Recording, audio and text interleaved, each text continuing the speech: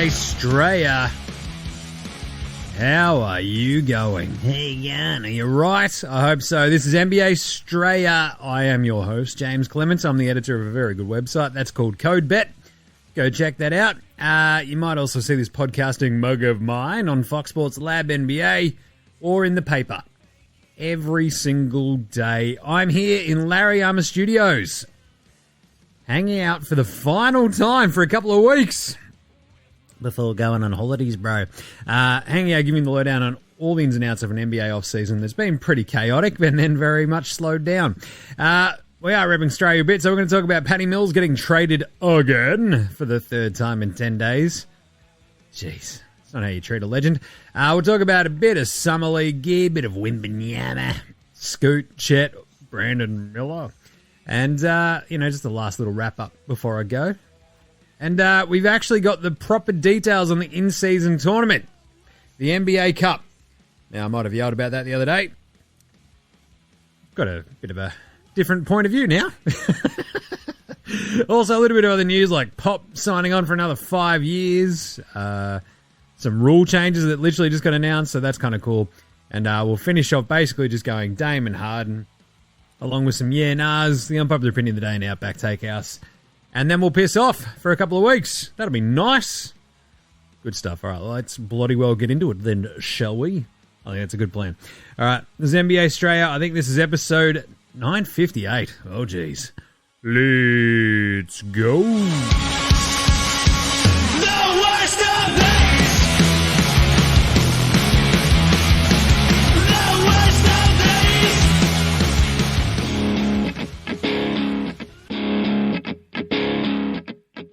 This is Joe Ingles, and you're listening to NBA Australia.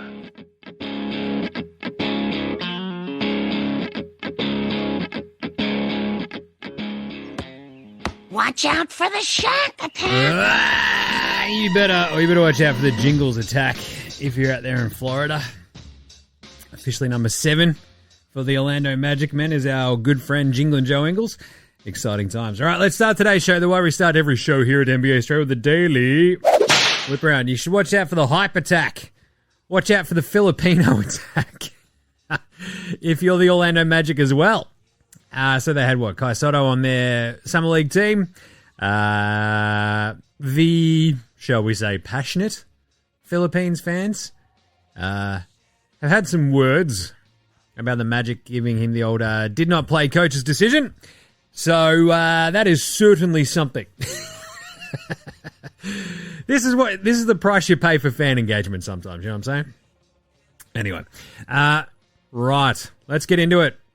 This is the last show before a couple of weeks off. We did this last year. We pissed off to far north Queensland. Myself, Squid number 1, and Old Mate. When Old Mate was pretty heavily pregnant with Squid number 2. And now Squid Dose is, what is he? He's like literally 10 months old as of yesterday. So he's been out for a bit, 10 months. Obviously, and this is his first actual holiday because if you remember, I had that holiday last year and then walked straight into a job of launching CodeBet, and haven't really had a goddamn chance to scratch myself since. So actually getting like a week and a bit off, which would be very nice. Go get some sunshine, get away from actually Melbourne's been lovely the last couple of days, but still going to go hang out with the olds and just cause a bit of havoc up in Port Douglas. So if you're in up there, say good day. And it's going to be fun. So the thing is, the NBA season has wound down to, the off-season has wound down to a very, very, very handy point for your old mate Jimmy here because there is sweet dick all happening right now outside of a couple of league announcements and the sort of last little gasp of Summer League. But before we dig into that, let's talk Patty Thrills. Patty Mills was traded to Houston. Then he was traded to OKC, and then he was traded to Atlanta. You might remember he started off on Brooklyn. This last trade to Atlanta was pretty interesting because it was Atlanta basically, copping a little bit of a salary dump after the Jordan Collins at our tall cocktail trade netted them some second rounders. They sent Ty Washington, Usman Garuba, Garuba, Rudy Gay, and a second rounder OKC for Patty Thrells, saving $4.5 million in the deal, which is pretty interesting, right? They snagged Tai and Usman Garuba for 2 second rounders and $1 million cash last week in a trade from Houston. The Rockets had sent Patty Thrills to the Thunder with a second rounder as well. So now the Thunder score 3 second rounders in the Mills deal from Houston. The Rockets pick in 2024, 29, 30. And Atlanta send off Tai, Garuba, Rudy Gay, and that second rounder to OKC for Patty. Which is fascinating. Because it leaves the Thunder, I believe, with 21 players on the roster. That's the most you can have in the offseason. It's a lot. It's a lot of players. You might remember on an active roster, you have 15, you got your two-way players, etc., and that's it. So there's a couple of blokes you might be left out of the cold there. We might need a bit of a consolidation trade, maybe a bit of waiving. But Patty, the dream is over, basically. It's a heartbreaker. So not only does he not get to play in Houston with Rock'em Sock'em Block'em Jock'em Landale, he gets traded to OKC, and it's like, all right, Josh Giddey, Thunder up. Jack dun dun dun dun dun dun dun White. You've got a couple of Aussies there right there as well. Patty's about to join. Nope. Sam Presti steps in and goes, not on my watch. Adam Silver goes, I'm not going to let you have more than 2 Aussies on a team. It'll be too good. Blow it out your ass. We can't have too many Australians on the one team. So he gets sent to Atlanta. So, after Patty's been traded 3 times in 10 days, starts in Brooklyn, ends up in Houston, OKC, now to Atlanta. The $6.8 million expiring contract basically is just, a happy little salary matchup to slip under the new sort of CBA before the CBA kicks in. And it turns out Atlanta is still deciding whether or not he'll be part of their roster next season. If he does stay with the Hawks, how does Patty Mills fit? Trae Young, DeJounte Murray. You've got 2 point guards already out there on the floor as your starters in Hotlanta. They drafted Kobe Buffkin. They've already got Bogdan Bogdanovic as their second unit ball handler as well. Basically, it turns Patty, if he sticks, into their sort of break in case of emergency bench gunner, where you've already sort of got 3 to 4 ball handling guards. And then Patty just turns into all right, cool, throw him out there as a shooting guard, launch a bunch of threes, off you go, Patty. For me, I'm more interested to see if he does stick in Atlanta, how an actual coach would use him, as opposed to Jacques I'm a Spud Vaughn, who A, hates Australians, B, doesn't know he can't get his head out of his ass, essentially. Having watched a lot of Jacques Vaughn coach, I am not full of confidence for Brooklyn. Just saying. But Quinn Snyder maybe will use Patty Mills properly, which is just give Patty the ball, let Patty cook. That's basically the proper way to use Patty Mills. And we're about to see it happen, obviously, in the World Cup when Patty and the boys win gold in Asia. It's going to be awesome. So, if he doesn't stick with Atlanta, which he probably should, they don't have a giant amount of other options outside of the 3 sort of stalwarts and the rookie there in Hotlanta. And the only problem is going to be just the roster crunch, right? Because you got Buffkin, they have AJ Griffin and Jalen Johnson from last year. They've also got DeAndre Hanna and Big Deke Bay. They've got Vic Krejci. Patty might stick around. So that'd be kind of nice, because it'd be nice to see our first Hawk since Hump Day, Isaac Humphrey. So, but if he gets bought out, I wouldn't be surprised to see him land back in San Antonio with Pop. Bit of a veteran, system dude next to Wemby and all their young dudes like Trey Jones and co. Or you might see just a team who needs veteran bodies on the cheap. Grab Patty. So someone like the Heat or the Clippers or the Bucks. Maybe even the Sixers. It's basically a team, once the Dame and James Harden deals either happen or don't, you'll have a couple of teams that'll be out there scrambling for warm bodies and dudes who know what they're doing. and know their ass from their elbow. And that is exactly Patty Mills. But I feel like Atlanta's actually not a bad fit right now. But I wouldn't mind him on a team where he actually has a little bit more of a role. Hawks, it just sort of seems like, yeah, you just hang out in Atlanta, be a bench legend, and away he goes. But anyway, still reckon he'd be still really good in Brooklyn, but not with Jacques Vaughn. Right. It means we've also still got 4 teams without an Aussie representative ever in the history of the NBA. I think that's Miami, Memphis, Indy, and the Clippers, because Doc Rivers hated Joe Ingles, and that blew up in his face, didn't it? Here's an idea. If the Clippers had have kept Joe Ingles back in 13-14 range, would they have won a title? Chris Paul, Blake Griffin, DeAndre, Jingles on the cheap as your sort of wing gunner. Just saying. Doc Rivers cost himself another title.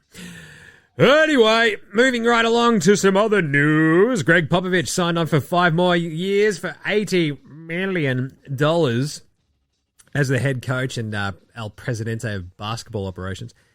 I mean, why wouldn't you? You just snagged Wemby. You've basically we've gone from one generational big man in the Admiral David Robinson to another in Tim Duncan. 20 years later, well, actually 25, 26 years later, after, what was that, the 97 draft? And here we are with Wemby again. The question is Pop the best coach of all time, or is he the luckiest? But $80 million for 5 more years, of course you'd do it. What's he going to do? I love these things. Oh, yeah, Pop's really thinking about retiring. What's he going to do? Oh, he's a man of letters. He'll read books and drink wine. Bullshit. He's like Bill Belichick. Just like they live, breathe, and shit basketball, football, whatever their sport is. They're going to coach until basically they're wheeled away. And good on Pop. Love to see it. Go get paid, son. Go get paid. We had a couple of other little bits of news. We had Big Beef Stew. That's right, Beef Stew. You love to see him get pooed. Isaiah Stewart, 4-year, $64 million rookie extension with the Detroit Basketball Pistons. That's the first non-max extension for the 2020 draft class. Pretty cool.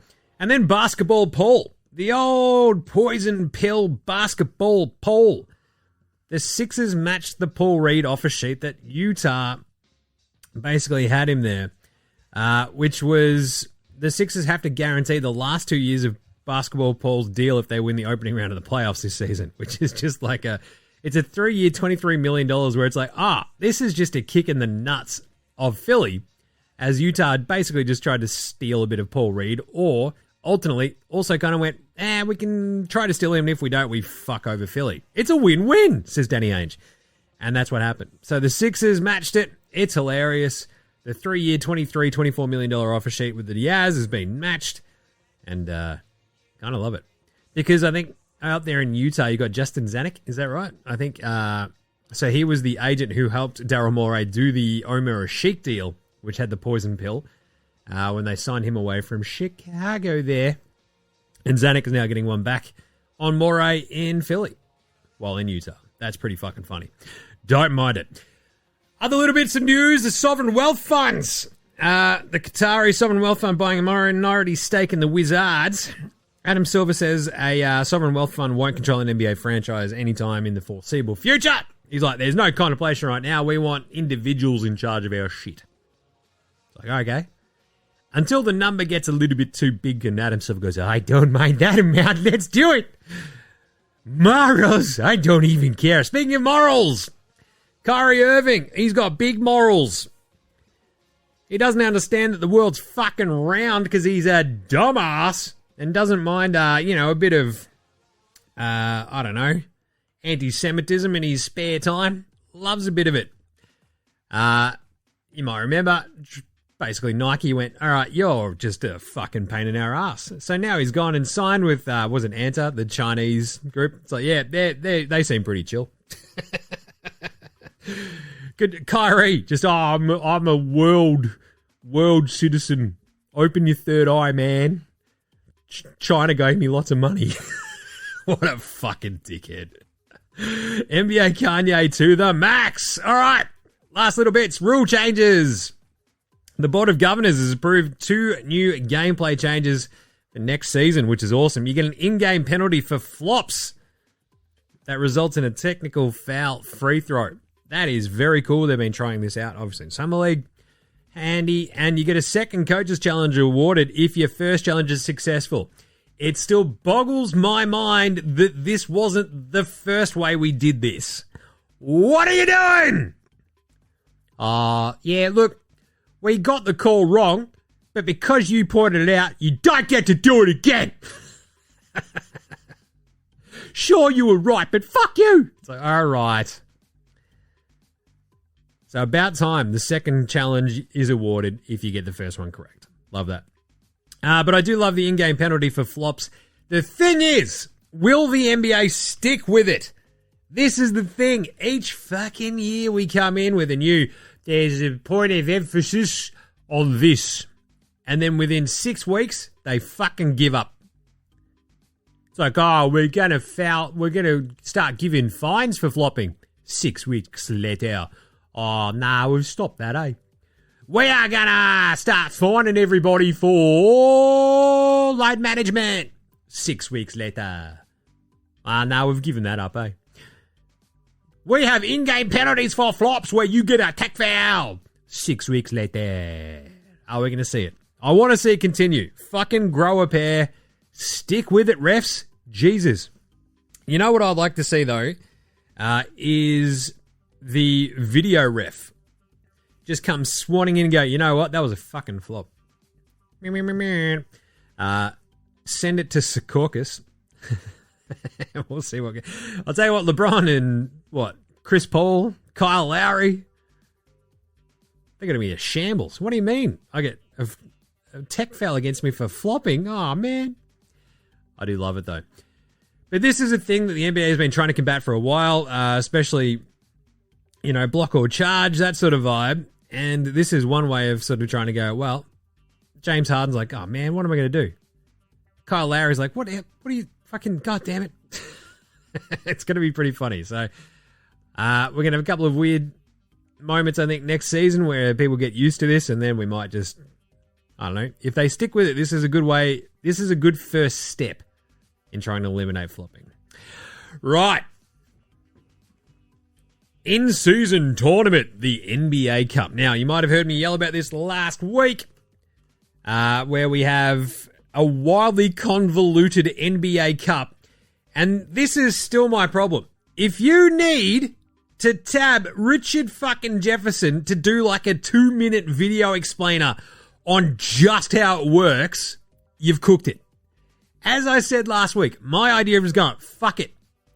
Piss off this idea of like, group play happens during their season, and then you have to play teams from a completely arbitrary group of teams during the regular season. They count towards an NBA Cup, and then you play them in groups, and then 6 of the teams plus 2 walk, and you're like, fucking, you've lost me already. My idea of simply just going, we're stopping the league for 2 weeks and having a single elimination tournament that's going to be fucking gnarly. Simple as that. Make it simple, stupid. Simple as that. But the way they've actually sort of finagled this, I don't mind it because the details came out. And every Tuesday and Friday in November, all the games are going to be NBA Cup games. All of them. So all of the matchups on your Tuesdays and your Fridays, aka your Wednesdays and your Saturdays for us here in Australia, they will be NBA Cup games, as well as regular season games though, right? So that's kind of neat. It's like, this was the line of demarcation for, we're going to have the NBA Cup during the regular season. Yeah, but if you carve it out on specific days, that's okay. Because if the entire schedule on those days, you go, that's an NBA Cup day. Sick. And then you go, right, they also count as regular season, but whatever, that's an NBA Cup day. Tuesday, Friday. Tuesday, Friday. Tuesday, Friday. Tuesday, Friday. NBA Cup, love it. Good on them. So you play your 4 group stage games, Tuesday and Friday, throughout November.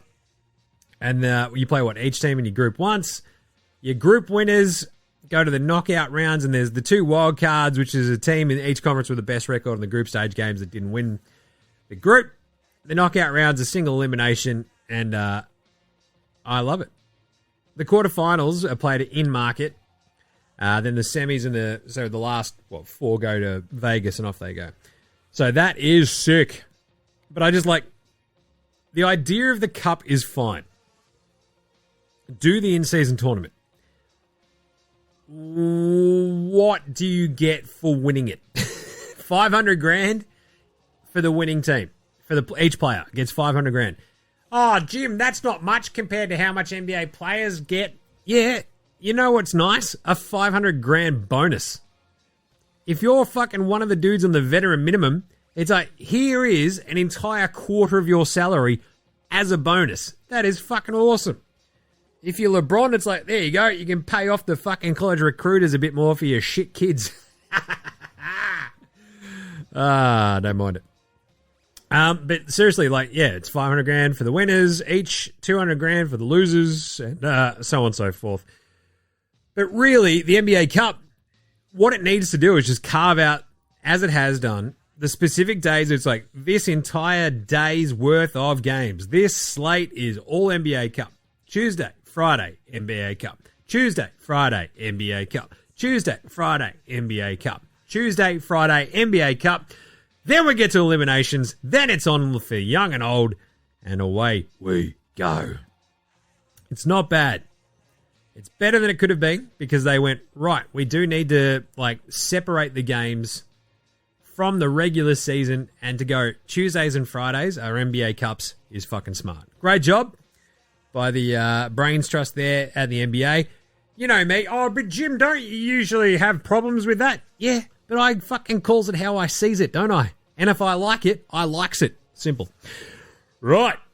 What else we got? Summer League. Jeez, I'm covering a bit of ground today. It's, last show for a bit, so I'm just going to hit on all my talking points. Sound good. Might have some coffee as well. Why bloody well not. I'm on holidays. Good times. Summer League. Wemby, he's been shut down. Scoot, he's been shut down. Brandon Miller, still playing because he's shit. And they're like, we need to keep playing Brandon Miller so he knows how to play basketball. Oh, my God. No, Wemby got shut down after 2 games. We obviously talked about... no, we didn't talk about this the other day because his first game was shit. Everyone's like, oh, my God, he sucks. Then he was awesome in the second game, 27-12 with a couple of blocks. Oh, 3 blocks, wasn't it? And look good. I'll have some extra thoughts on this in year nars. But also, this is why I look at Summer League, and I have had a couple of people ask me, go, Jim, why don't you go to Summer League? I'm like, A, I've got 2 very small kids. B, it's a showcase. And, if you are the likes of, our good friend Liam Santamaria or the ESPN Australia guys, where it's your job to basically do a lot of reporting on, NBL prospects who are playing in Summer League and stuff like that, then that's great, right? But for me, who is currently only basically covering NBA gear, and this is literally called NBA Straya, it's a showcase. It'd be fun if I could go. I'd love to go and check it out. But I'm not going to, sit here and, dragnet all the way through Summer League with a proper NBA Straya breakdown of every single game, right? Because it's a showcase. It's gunners looking to put up numbers. It's developmental dudes showing their coaches that, I can play. See? This is how I would play if you gave me the chance, that sort of vibe. You got second-year dudes like Dyson Daniels absolutely carving it up. He's playing right now, and that's probably the last time he needs to play because he's fucking killing it again. He had a great first game the other day. Xavier Cook, same sort of vibe, right? But it's dudes like Xavier Cooks that this is perfect for, where he's that little bit older. He knows how to play. He just needs to show the Wizards coaching staff, hey, just give me a chance, and I'll be this good for our NBA team. And, you watch some of the games and you're like, this is fucking brutal. Some of it's fun. And you do see flashes and you sort of get a little bit of something from some of the guys where you look at them and go, oh, shit, you can do that. Cool. But as a whole, that's kind of essentially most of its value, where you're just, sort of looking for flashes, looking for growth, looking for the moments where you go, aha, this guy is that. If somebody still sucks in Summer League in their second year or something like that, then that's when you start getting worried. But that's why the Wemby hype was fucking chaos, right? You're like, dude, someone like Wemby's not built to dominate Summer League, and then he did in the second game anyway. And it's like, yeah, because he's just a fucking really good basketball player who's 7'5". But he's also not Zion, who's like built like a brick shithouse, who's going to absolutely just demolish every single person in front of him, right? So that's kind of like the weird part. He's a super talent who, like Wemby, when he actually has NBA players around him, like you'll just go, oh, right, he's fucking awesome. So, yeah, the thing that got me, I think, is that the hype is absolutely chaos. And especially for somebody like Wemby, where you go, yeah, he's not going to come in and dominate right away. Defensively, he's going to be all right. Offensively, I think it'll be a little bit of work. But it also sort of screamed to me that, like, did nobody just, like, actually watch more than, like, fucking sizzle reels of him? Like, the hype was chaos. It's like, just watch actual gameplay footage, watch actual games of his, and you'll get more of a vibe for what he, like, the depth of his game, which is what you should probably be appreciating, rather than he's going to go and dunk on everybody in Summer League. You know? He's going to be amazing once he gets built up a bit more. And it was interesting that his agent said, look, we're going to fight to not put too much weight on his body, right? Like, weight is a mistake. We're going to focus on strength and core. And he went on to say that we were pleased that he linked up with Kareem, who played until he was 41. Like, that's the path we want to take. It's like, yeah. Bit of finesse. This is why I hated the Woj hype so much. Oh, he's the best prospect in the history of the world. It's like, I don't know, have you seen, there was a bloke named Achilles once upon a time. Gary Ablett Jr., ring a bell. But he's that big and that skinny, but he's so fucking talented. Like, just give him a year or two. Like, that's when we're going to find out. Like, he's going to be special, but he could also just be a even taller Karl Anthony Towns, you know what I'm saying? But give him 2 years and we might go, shit, he might actually end up being like another Kareem-ish kind of dude. But the hype, just got to pump the fucking brakes a little bit, don't we? Yeah, he's got the unicorn vibes, but he's got to stay healthy. He's wildly fucking talented, but Jesus. Anyway, speaking of which, the other prospects, Brandon Miller, you saw flashes his first couple of games, and then you saw a little bit more of him putting it together in the third one. I am going to talk about Scoot versus Brandon Miller in a second, but Scoot looked fucking awesome in his first bit. And you're like, yep, Scoot's unreal. He's my favorite rookie of the year by far. Chet Holmgren looked pretty good as well. I just don't know if he's going to have the numbers to win rookie of the year, whereas Scoot, like, Dame's going to be kicked to the curb by Portland, and Scoot, it's going to be Scoot's team. It's going to be Scoot, Anthony Penny Simons, and Shaden Sharp going hammer and tongs, and Scoot's going to get numbers and win Rookie of the Year. But Brandon Miller, look, dude's his size with his handle and like his shooting ability. Like, give him a year or two as well, and he should be pretty good. I've already made the jokes where it's like, yeah, he's Marvin Williams. Great job, Charlotte. You're just fucking cornering the market on Marvin Williams's ahead of, Dame Lillard, ahead of Chris Paul's, which is what they've done before. But Miller's going to be good. But Scoot looks fucking awesome. I love him. He's great. Amen Thompson looked pretty good as well. I just hate that fucking Houston team. Apart from Jock Landale, that team sucks. Dylan Brooks has actually got a bigger contract than we thought. 4 years, $86 million. Jesus. And Fred VanVleet, the fighting Van Vliets. It's just like, yeah, cool. What should we surround our gunners with? A couple of veterans. Who's that? It's a gunner. His name's Dylan Brooks. That's going to be great. Keontae George was sick for the Yaz. But as I mentioned, Dyson Daniels, Xavier Cooks out there having a good time as well. But really, I think what we've gotten from this Summer League is a bit of Wemby, a bit of fun stuff, looking pretty good. Otherwise, you're sort of getting into the depths of it now, and it's kind of what you want to see from Brandon Miller. Just sort of him just having that solid outing where it's like, oh shit, there you go. That's a bit more like it, and so on and so forth. And that's what we're sort of seeing. So, kind of nice, exciting times in Summer League. But also, can we just...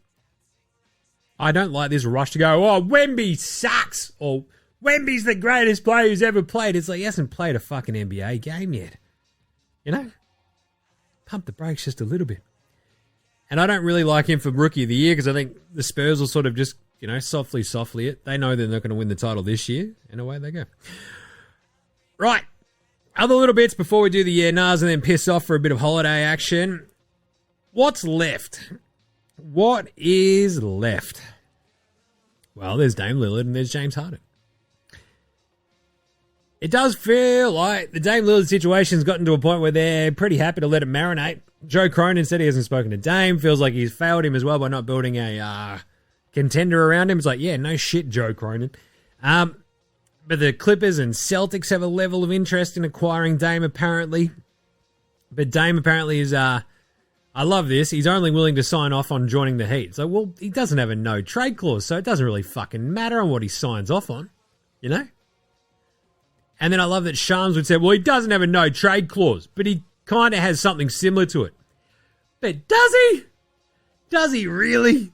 Oh, Dame is not interested in playing for you, team who has just traded to him that is not Miami, or who's been traded to that's not Miami. Cool. Well, we'll just not pay you for your 4 years of your maximum contract if you want to sit out. That's cool. Sick. See how that goes down, Dame. Because you know that contract that you signed to get paid for playing basketball. If you don't play the basketball because you're sad about who you're playing it for, you can blow it out your ass. Simple as that. But either way, I still think he ends up in Miami. I just think it'll take a little bit of horse trading when it comes to the Tyler Hero pieces and how many, I dare say like a pick or two that Brooklyn's willing to give up for him. And a couple of, basically Portland trying to wrangle more picks out of Miami. Miami trying to lowball Portland as much as they can, going, well, he's not going to play for anyone else, so you better take this offer. And Portland going, we don't really care. We'll push this out to February. The dude's contracted for 4 more years. Blow it out your ass. So I think that's what we'll say. Well, that's what we'll see. I think we'll just sort of see a bit of a standoff, and nothing will really get done, I think, for another month until, especially now that Jaime Jaquez for the Heat, their first-round draft pick, can't get traded for a month after signing his rookie contract. So, Ramona Shelburne also said, I talked to 2 GMs this morning who said we might be looking at another Ben Simmons situation. Dame has 4 years left on his deal. Portland can take their time. Let's see if he shows up for training camp. If they want to wait till February to trade him, they can. And that's kind of where it sits. They should be saying this, and they should keep saying it. They go, Miami, we don't fucking care. Because you know what's going to happen? We're going to get to training camp. One other team's going to go, fuck it. Let's trade for Dame. Seriously, that's what'll happen. Like, if it doesn't happen in the next month, in September, start of October, one team will go, yeah, who cares? Let's go get him. He'll get in here. We want to play, and away we go. So they're going to sit on that. And Harden, same sort of vibe. But Daryl Morey, if he can't find a deal, he'll trust himself to tickle James Harden's beard and balls and keep him around for an extra year or whatever. Especially after that, Michael Rubin's white party, a.k.a. just, you can be as rich as you want, but you can still be a massive fucking dork, party. I think we saw Ramona come out and say, I don't think they're close on anything. Harden has spoken to Morey since the first trade request. There's a cooling off period. They've spoken again. He's reiterated that he wants to be traded, but it's not a demand, it's a request. A.k.a. you can talk me back around. Which is pretty interesting.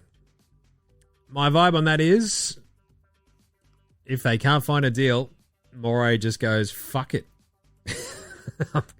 I'm keeping my boo James Harden. 5-man hoop, Philly clan. That's right. He's going to stick around, I reckon.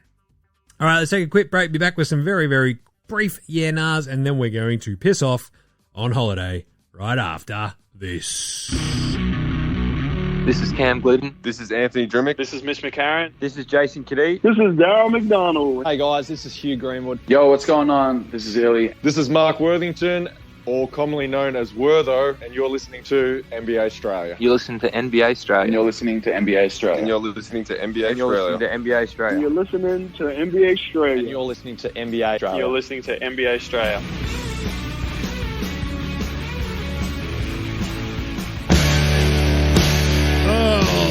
All right, let's quickly do some yeah-nahs. Brought to you by the NBA Straya shop. Get your merch. People, get your merch, get your merch. Wear it. Get your merch, get your merch. Get your merch, get your merch. Yeah, do it. Go to nbastraya.com/shop. Buy a hoodie, buy a t-shirt. Look cool. It's very nice. and, help support your favorite daily NBA show. Even though we haven't done a show since last Friday, but also we're going on holiday. So whatever. Off season, baby. Let's do it.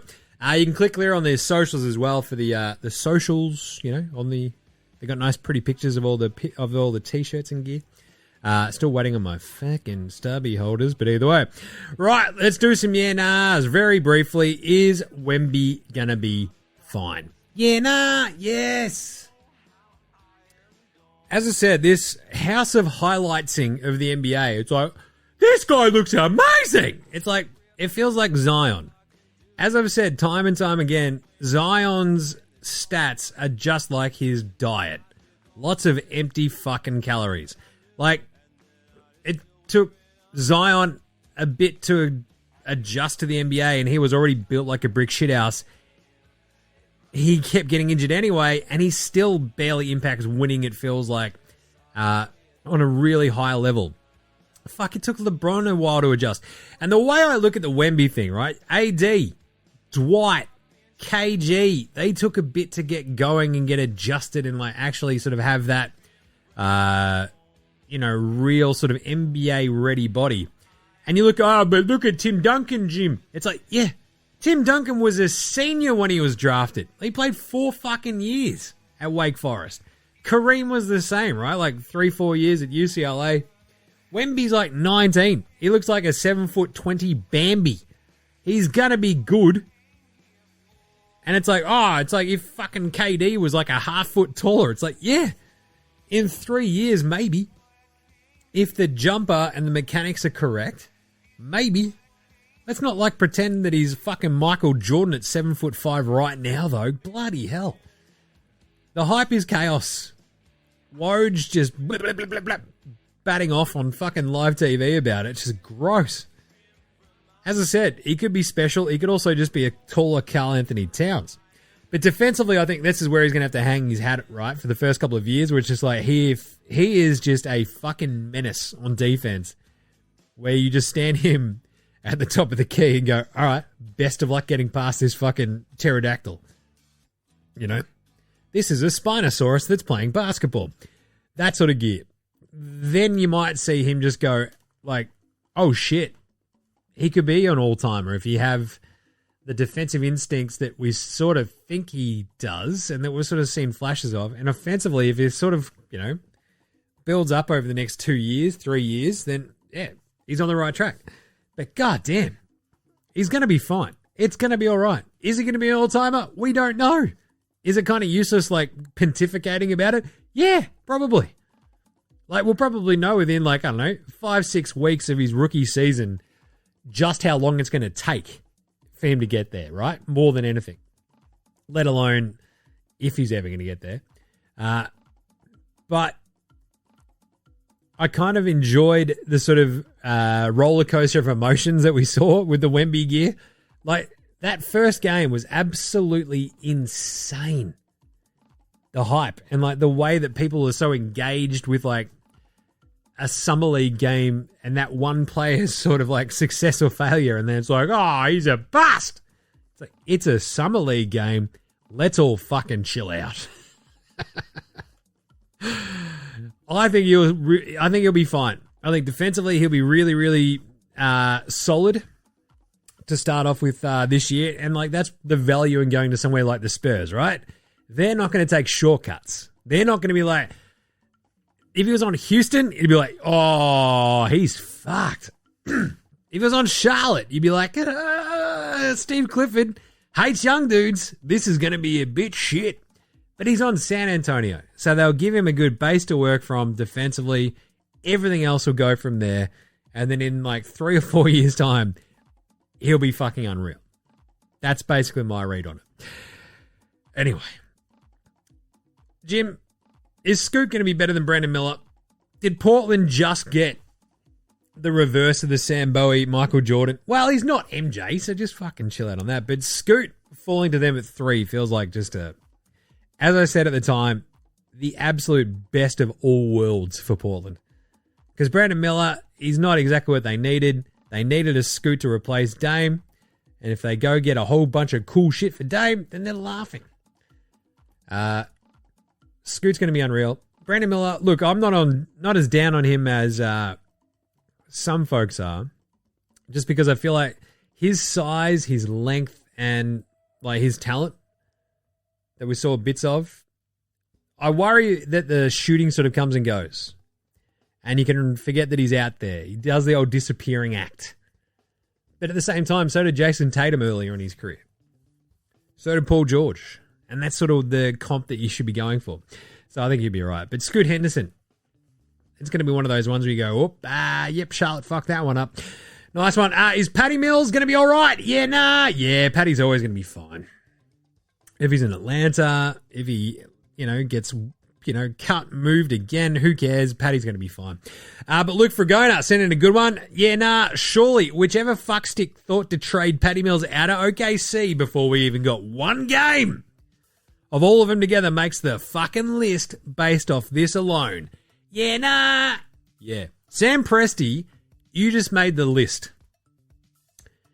Because you had a chance right then and there to do the first time, like 3 Aussies on one team. Let's fucking go. I'm just saying, we're going to go and win the fucking gold at the FIBA World Cup. And you decided, actually, having the core of that team play together isn't a good idea. Sam Presti, congratulations. You made the list and you played yourself. All right. And this is the big one. Last one. Do Dame and Harden both get traded before you come back from holidays, Jimmy? Yeah, nah. I'm back in like 10 days. I don't think both of them get traded. I don't think either of them get traded. Unless there's like a surprise suitor out there for Dame or the Clippers go, actually, look, we all want to go on holiday, so fuck it. What do you need, Daryl? Give us Harden, and away we go. And, I don't know, maybe Brooklyn goes, actually, fuck it. Let's just go get Dame and just let him settle in here. He'll love Brooklyn over the summer. It'll be nice and fun. Be a bit different to fucking Portland, I'll tell you that much. But no, I don't think either of them do. I think what we'll see is cooling off period. Portland just basically shut it all down. Just go, no, we're fine. Unless one of you guys just keeps coming at us with like draft picks and shit. We're not trading Dame right now. We're going to kick it down the road. And especially with the Heat being unable to trade Jaime Jaquez for a month after he signed his rookie contract. Yeah, it's not going to happen until the start of August at the very earliest. So, yeah, it's not going to happen. So that's why I feel pretty confident taking holidays. Now I say that and watch it all happen this weekend, and I have to do an emergency podcast into my fucking phone from Port Douglas. All right. Popular opinion of the day. Now look at me, please. Look at me. Look at me. Look at me. Scoot is going to make everyone look stupid, even San Antonio, until year 5 when Victor Wembanyama is the best player in the NBA. But I'll tell you what. Cam Whitmore is going to make a bunch of other teams just go, so what was our problem with him again? Him dropping to 20 is going to make fucking heaps of teams go, yeah, we overthought that one, didn't we? Jesus. I will tell you what. Yeah, bit of a rough one. He is, speaking of, showing the odd flashes here and there in Summer League, Cam Whitmore. The only problem is he's on Houston, which is literally probably the worst landing spot for a player of his caliber. Because now he's like behind Jalen Green, Dylan Brooks, Fred VanVleet, the Fighting Van Vliets, and Amen Thompson. It's just literally the worst landing spot imaginable. But anyway, he's going to make some teams look pretty dumb. Same with Keontae George. Right, and finally, let's do it. Outback Takehouse. It's Wednesday at Outback, and you know what that means? Oh, yeah. On the way to kindy this morning, I let the squid take his cricket bat.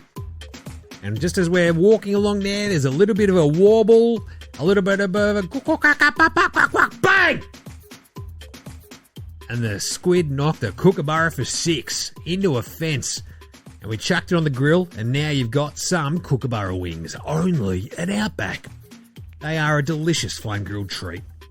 And today's flame-grilled take is, if Damian Lillard wants to win multiple titles, don't go to Miami with a banged-up, old-ass Jimmy Butler and Bam Adebayo and absolutely sweet dick all else on that roster. Why not get traded to Oklahoma City, Damian? Seriously. Giddy, Dame, SGA, the Williamses, and Chet. Tell me there's not a better core over the next 5 years for your title chances. In return, Portland can get every single draft pick ever that they would want to go with Cason Wallace, Lou Dort, Victor Oladipo, Poku, Ousmane Deng, Garuba, you name it. Whatever you want, as long as we keep Giddey, SGA, the Williamses, and Chet. Have at it, sirs. Portland, trade Dame to OKC and let them win the title with Dame. Only at Outback. This is what I worry about with Dame. I just want a chance to win. All right, then go to OKC then, dickhead. Oh, but I wanted to go to Miami.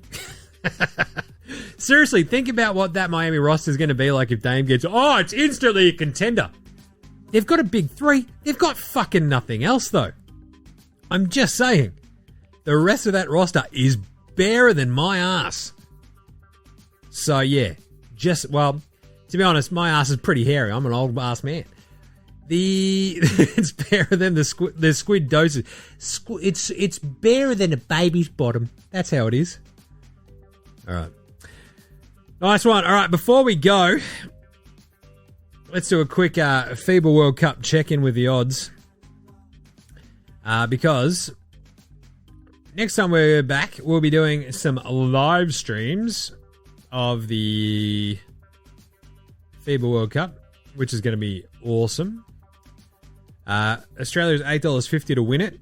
USA's $1.57. That it might be ignoring the fact that the USA finished 7th last time out. Serbia's $9.50, Slovenia $10, and France, 11. So Australia is favoured to win the group over Germany, Finland, and Japan. No Rui for Japan, so they've dropped off pretty considerably. There you go. Jeez. Do you need a holiday, Jim? Yeah, I'm just having a stroke, apparently. But seriously, $8.50 for Australia. That sounds pretty good. Don't mind that. $9.50 Serbia, 10 for Slovenia. I don't know, Luka and... There's no official word on whether or not Luka, I believe, and the Joker are going to play, so don't mind our chances here in Asia. But that's basically where we'll be at. Next time we check in with you, we'll be doing a bunch of FIBA preview gear because that hits at the end of August. So we'll be doing some live streams along with some of the watchers as we've done in the past. I might even do a bit of a live show if you want to come join us and sink some fucking tins in Melbourne. That'd be fun, won't it? All right, so that's it. I'm on holidays for the next couple of weeks. So next time you hear NBA Straya, we will be back with a bit of FIBA World Cup preview action, probably in about 2 to 3 weeks' time. If something happens in that time, then we'll jump on it. And until then, it'll just be... We'll swing back in for the World Cup. You little beauty. I'm going to take some well-earned time off. It has been a fucking chaotic 12 months, I'll tell you that much. So, yeah. In the meantime, make sure you're following NBA Straya on Twitter, Facey, IG. We're all over this shit. We're on Threads as well. I haven't posted anything yet. But we're there. Check out NFL Straya, myself and Gaz. We'll be back sooner probably than this show. There might actually be an NFL Straya before an NBA Straya because we'll have a bit of season preview gear there. Get some merch, nbastraya.com/shop. You can check me out. If you miss my voice, when I go back from holidays, I'll still be on CoBet Daily. If you're into your betting, that's what we do. We have a daily show. We also talk AFL and NRL. So, yeah, get all around those. Check us a rating for NBA Straya on iTunes, Apple Podcasts, Google Podcasts, Spotify, whatever.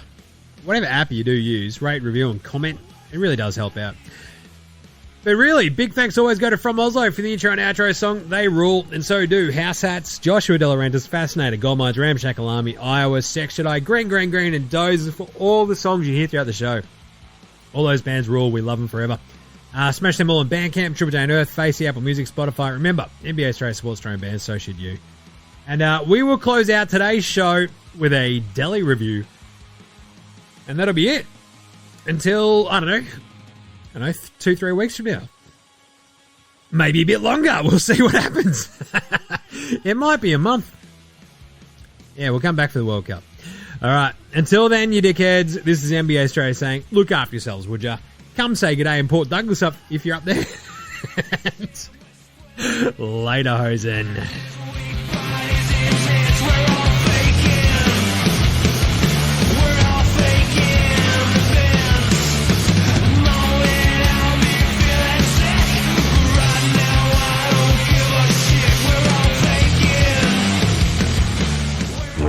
how the fuck is you dickheads? It's your old mate Deli over here, just swinging by for another quick pop culture review and shit. Just being back home in Straya, hanging out with the missus and the kid and my family and shit. Just all getting hopped up for the World Cup and everything. But I'll tell you what, I've been watching a bit of telly and shit as well. And we watched that Ted Lasso, and it fucking was a bit on the nose, wasn't it? That last season, no spoils or nothing, but fucking have a couple more ideas, Jason Sudeikis. Fuck me. Jesus. If I decided to write a telly show and have every thought I've ever had about anything ever and tried to put it in one season, it'd be a bit cooked, right? And that's what Ted Lasso season 3 was, eh? So yeah, I'll give it about 14 out of 10 Deli ones. And we watched that Avatar Ways of Water, the second Avatar, and that submarine that exploded and shit, fuck me, dude, Jim Cameron, he's I better make a movie about the avatars, but with water and stuff. It's like he forgot to do the script, mate. It was just the most fucking boneheaded movie I've ever fucking seen. I'm this is dumber than shit. Still look pretty good though, so there's 16 out of 10 there and whatever, but yeah. Otherwise, yeah, not much else is going on, so yeah. There you go, a couple of there. I'm just all getting fired up for the World Cup and shit for us to go win gold and everything, so hopefully it should be alright. Hopefully Gorge picks me and shit, so yeah, should be alright. Alright, and there you go. Until we swing by next time, this has been your old mate Deli, and, look after yourselves. It's been fun. We'll catch you next time. Later, fuckos. Deli out.